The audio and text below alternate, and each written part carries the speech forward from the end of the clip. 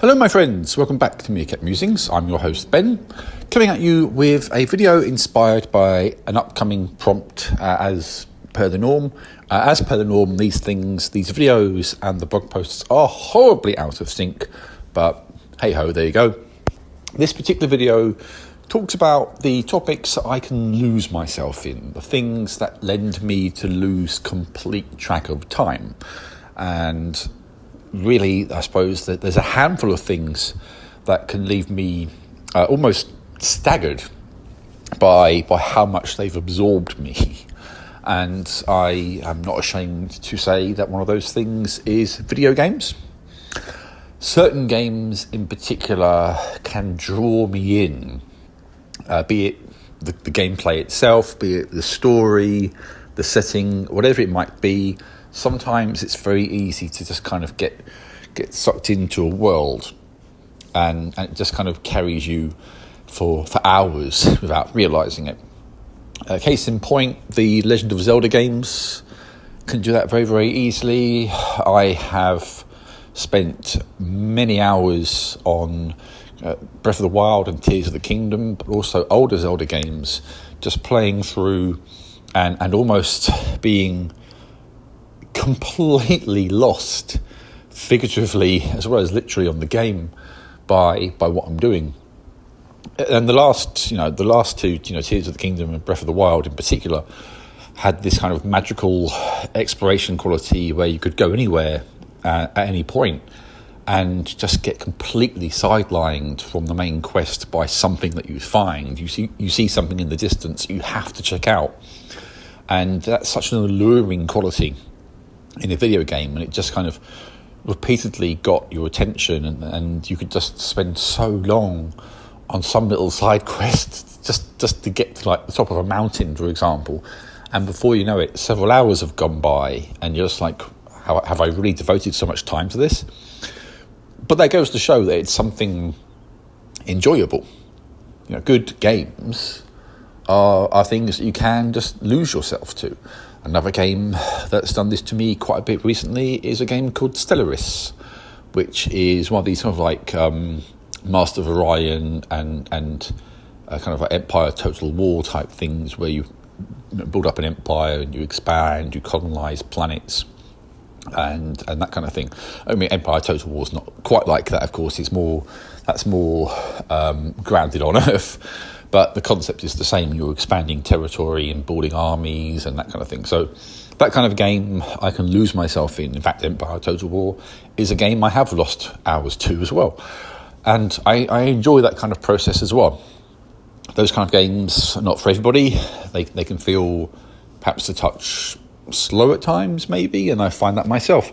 But I really, really enjoy them, and I can lose myself in them. Historically, I've lost myself in football management sims as well, of various guises. Not so much these days. I've just gotten kind of frustrated with football in general terms, and I've more or less switched off from that sport because it's just, to be honest, bringing me absolutely no joy in any way, shape or form.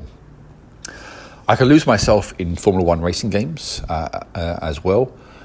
That kind of almost requires you to, if you're doing a full-length race sim, then that almost requires you to devote some time to it, because the average race is anywhere from an hour and a half to 2 hours long. So you definitely lose some time doing that. I say lose time, I mean, it's not really lost time, because it's time spent doing something that I enjoy.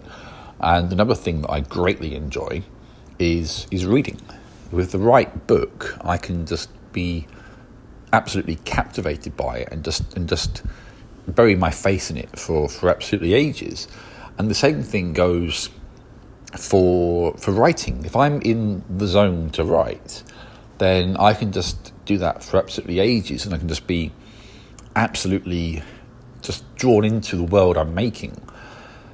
And that's, in a way, a soothing process in some respects. It almost feels like getting into a hot bath at the end of a long day to do that kind of thing. That's how it feels to my soul, as it were. So those are the activities that kind of I can easily lose track of time doing. Just just that kind of. To me, those kind of things are relaxing. And in general terms, to be fair as well, if I'm having a conversation with someone that I feel comfortable with, to be fair, I can lose a lot of time to that as well. Chatting on the phone or in person with the right group of friends is another experience whereby I can happily devote lots of time to it without almost realising it. It kind of makes you think of that old saying that time flies when you're having fun, and it certainly feels that way when you're doing something that you enjoy.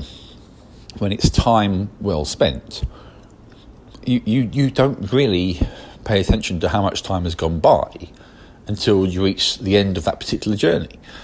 Whereas, of course, something that feels like a grind, like a bore, like a chore, then you almost end up feeling that time seems to drag on. It's probably a uniquely human perception of time, isn't it, really? We hunger to have more time in many respects, but equally there are times when we want time to move on a bit more quickly.